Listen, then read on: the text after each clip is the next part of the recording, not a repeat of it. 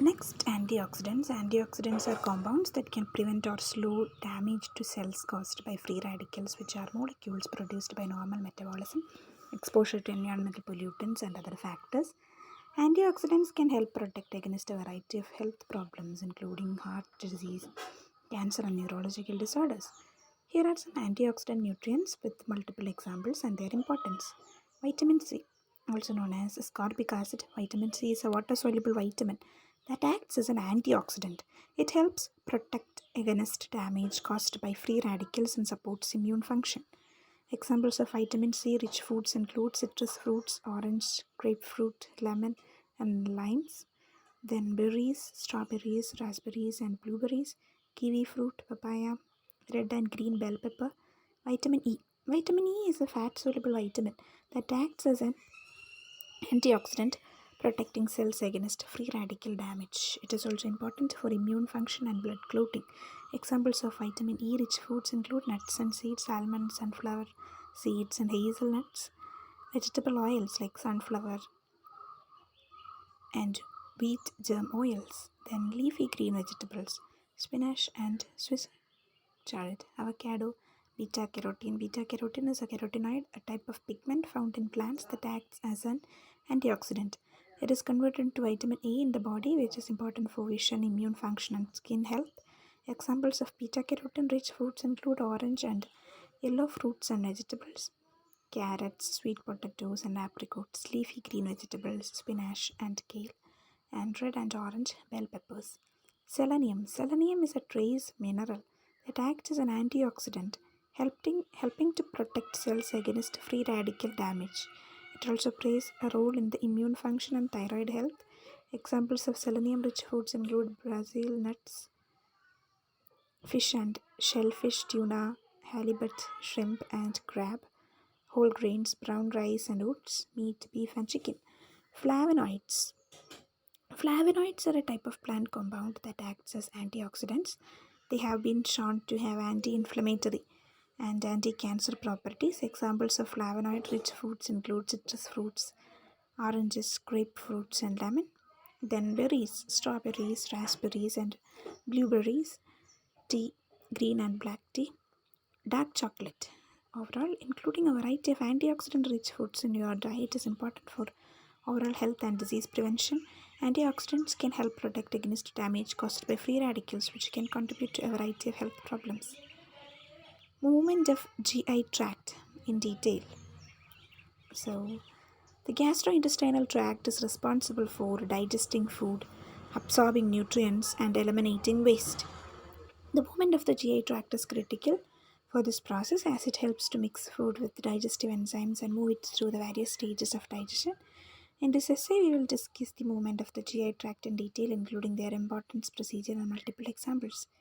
There are two types of movements that occur in the GI tract: mixing movements and propulsive movements. Mixing movements occur in the stomach and small intestine and involve contractions of the stomach muscle that mix the food with digestive enzymes and break it down into smaller particles. Propulsive movements, on the other hand, move food through the GI tract by coordinated contractions of the smooth muscle. The following are the major movements of the GI tract. Peristalsis. Peristalsis is a propulsive movement that occurs throughout the entire GI tract from the esophagus to the rectum.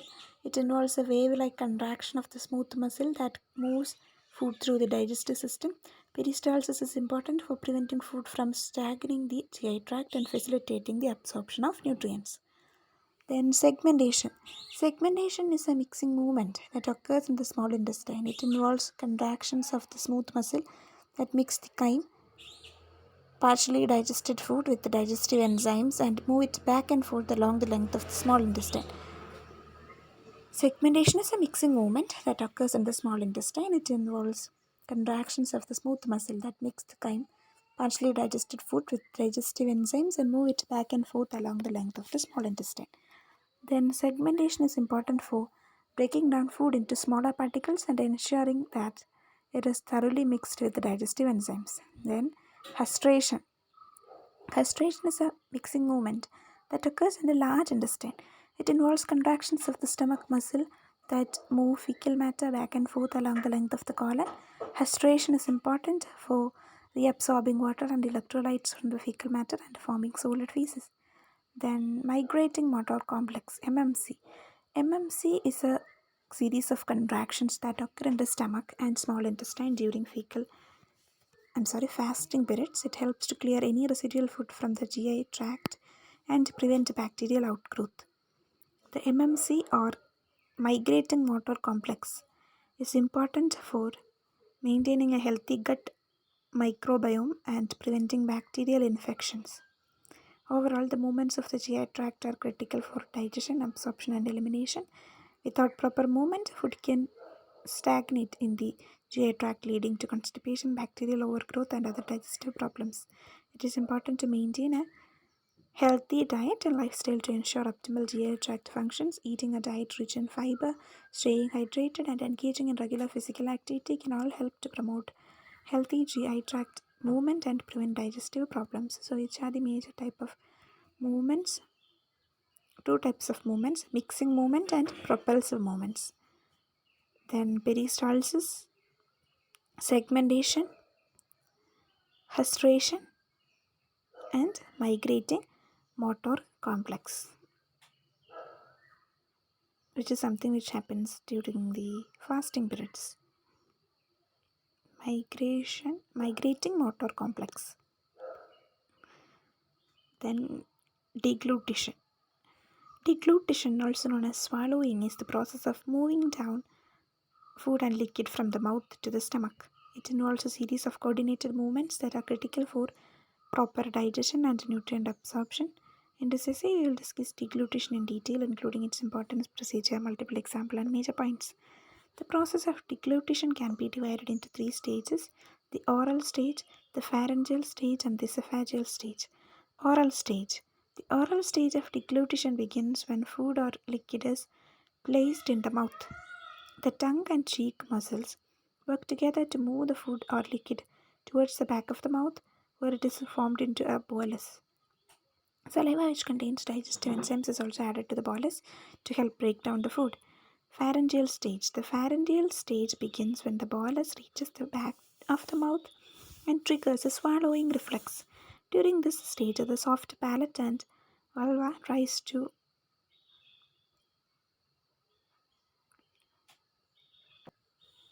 close off the nasal cavity, preventing food from entering the nose. The epiglottis, a flap of tissue at the base of the tongue, closes off the pharynx, preventing food from entering the airway. The pharyngeal muscles then contract to move the bolus through the pharynx and into the esophagus. Next stage is the esophageal stage. The esophageal stage begins when the bolus enters the esophagus. The esophagus is a muscular tube that connects the pharynx into the stomach.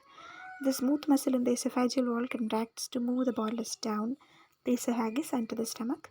This movement is known as peristalsis. Deglutition is an important process for proper digestion and nutrient absorption. It ensures that food and liquid are safely transported from the mouth to the stomach, where they can be broken down and absorbed by the body. Without proper deglutition, food and liquid can enter the airway, causing choking or aspiration pneumonia. There are several factors that can affect deglutition, including age, medical conditions, and medications. Older adults may experience difficulty with swallowing due to decreased muscle strength and coordination. Medical conditions such as stroke, Parkinson's disease, and ALS can also affect the ability to swallow. Certain medications such as muscle relaxants and opioids can also affect muscle function and increase the risk of choking. In conclusion, deglutition is a complex process that is critical for proper digestion and nutrient absorption. It involves a series of coordinated movements that ensure food and liquid is safely transported from the mouth to the stomach. Maintaining proper deglutition is important for preventing choking, aspiration pneumonia, and other complications. If you are experiencing difficulty with swallowing, it is important to speak with your healthcare provider to determine the underlying cause and receiving appropriate treatment.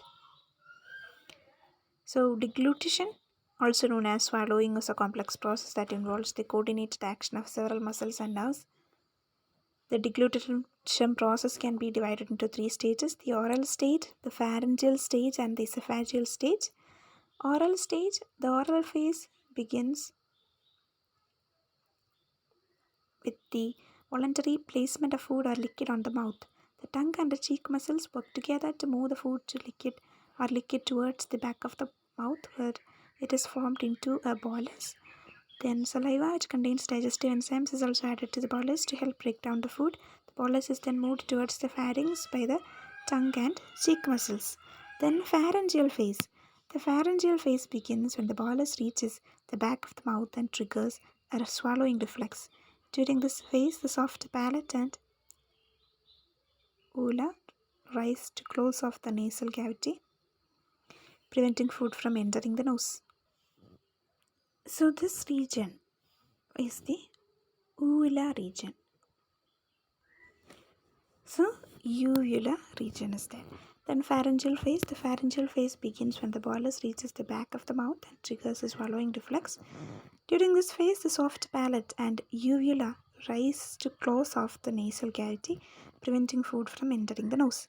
The epiglottis, a flap of tissue at the base of the tongue, closes off the larynx, preventing food from entering the airway. The pharyngeal muscles then contract to move the bolus through the pharynx and into the esophagus. The pharyngeal movement involves in swallowing are the superior, middle, and inferior constrictor muscles. Superior, middle, and inferior constrictor muscles. Next stage is the esophageal phase. The esophageal phase begins when the bolus enters the esophagus.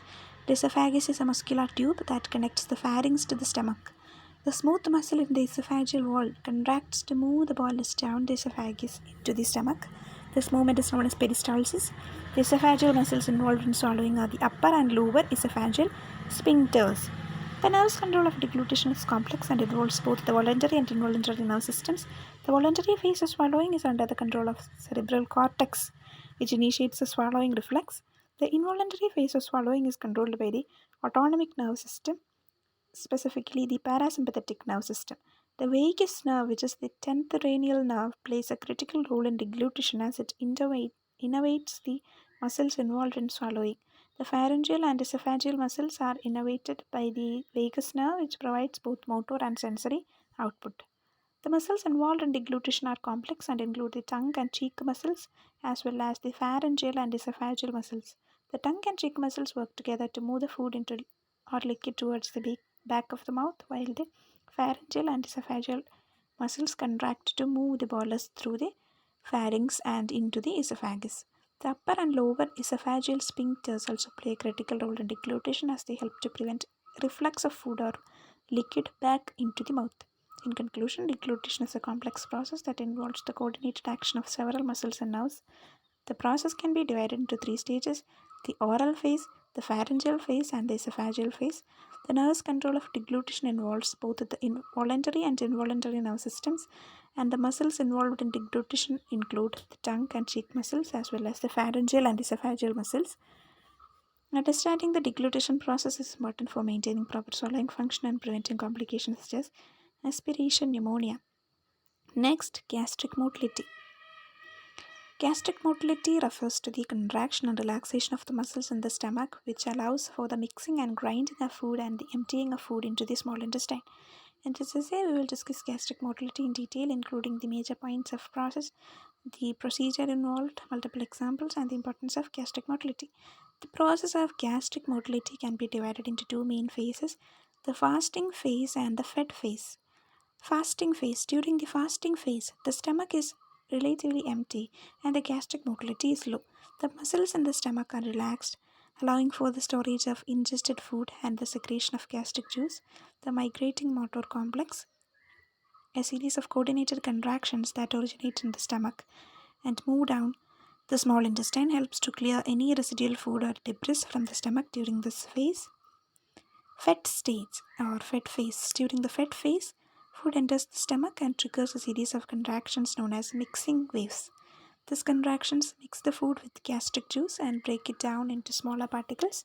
The muscles in the stomach also work to grind the food into semi-solid mass known as chyme. The chyme is then gradually emptied into the small intestine through the pyloric sphincter. The procedure of gastric motility is controlled by the enteric nerve system, which is a network of neurons that lines the digestive tract. The enteric nerve system works in coordination with the autonomic nervous system to regulate the activity of the muscles of the stomach. The main neurotransmitters involved in gastric motility are acetylcholine and dopamine, which stimulates the contractions of the stomach muscles. Hormones such as gastrin, secretin, and cholecystokinin also play a role in regulating gastric motility. Multiple factors can influence gastric motility, including the type or quantity of the food ingested, stress, medications,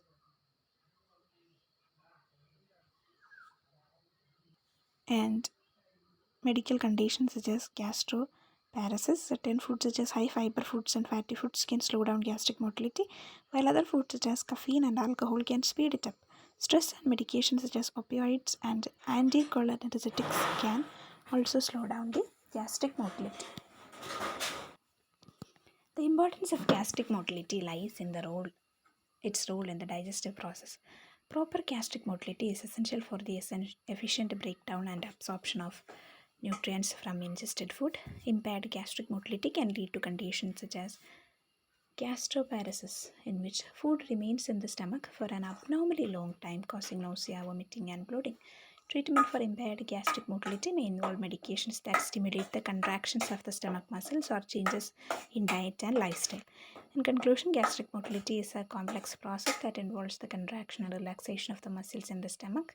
The process can be divided into two main phases: the fasting phase and the fed phase. Gastric motility is controlled by the enteric and autonomic nervous system as well as by hormones such as gastrin and cholecystokinin. Multiple factors can influence gastric motility, include the type and quantity of food ingested, stress, and medications.